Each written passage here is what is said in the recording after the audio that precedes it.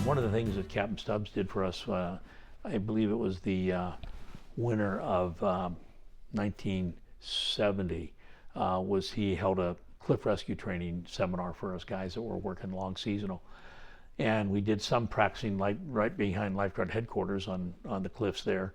And then he took us up to the gazebo at Dana Harbor, overlooked the harbor there. And we, rappelled and learned how to use the apparatus, which consisted of a Swiss seat, and it had a wide nylon attachment base that connected to a metal apparatus that had special line that wrapped around it with a sheath. It was called a Sky Genie, I recall. I think you're right. I'd forgotten the name of it, but I think they had an right. exercise genie. It worked by friction. Yeah, that's what this did. Genie, It depending upon how heavy the person was you're going to be carrying down the cliff, or how fast you wanted to rappel, you would put a certain amount of wraps around the Sky Genie, the male apparatus, and then slip the metal sheath over it so it couldn't come undone. And so we practiced that, and we had a really good session. Everybody figured it out. And I never anticipated that I would be the one making, 6 different cliff rescues, and it just so happened that, like, for the next, 2 or 3 years, 4 years, that every cliff rescue that popped up, I was on it. And the first one that we did was at Three Arch Bay, and it was really, really early spring, and we got a call at Lifeguard headquarters that there was a girl trapped on the cliff at Three Arch Bay. And so Chief Hazard was there, Phil was there, I was there, and we loaded in the car and took off Code 3. And it was a wild ride to get to Three Arch. It was, in fact, Phil and I oftentimes called it later Mr. Toad's Wild Ride.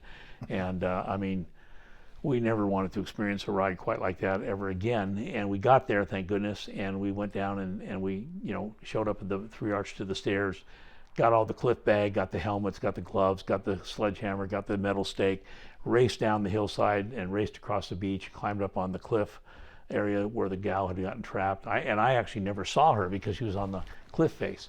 And on top of this giant cliff rock, we realized we can't drive the stake in because it's solid granite.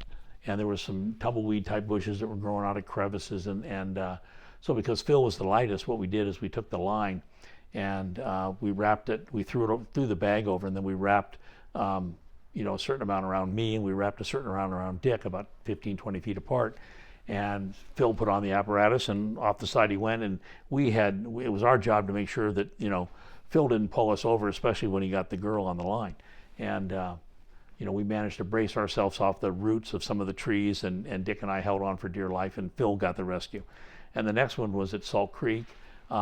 We were just early in the morning cruising up. Some local surfer kid had climbed up one of the cliffs that were still there then. They've been graded out now.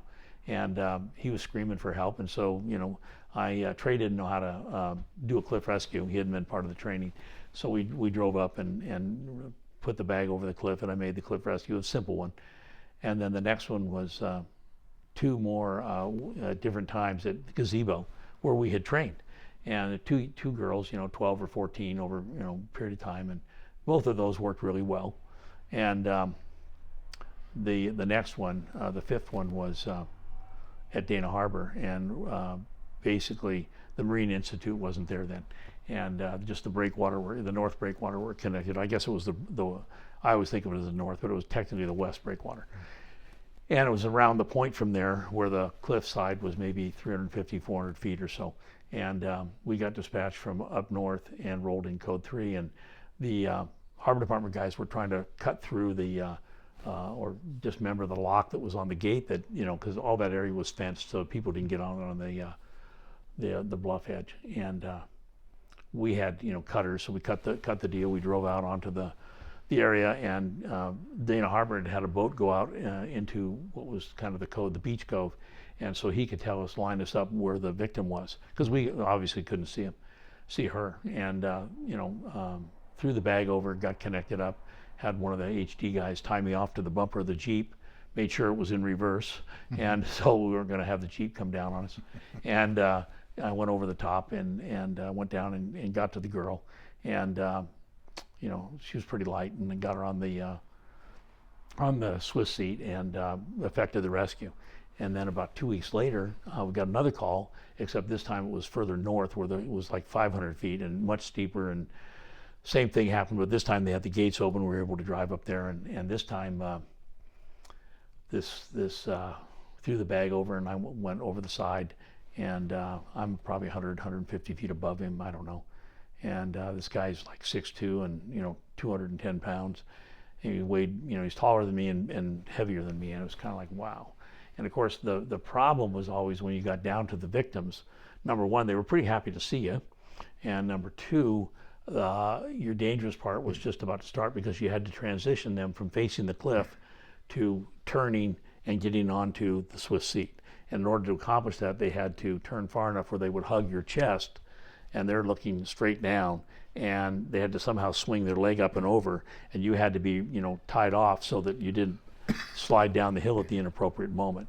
And so it took us a while to get this guy onto the Swiss seat, and he was really heavy comparatively speaking, but it took me quite a while to get down, but I did, and that ended the final cliff rescue of the career.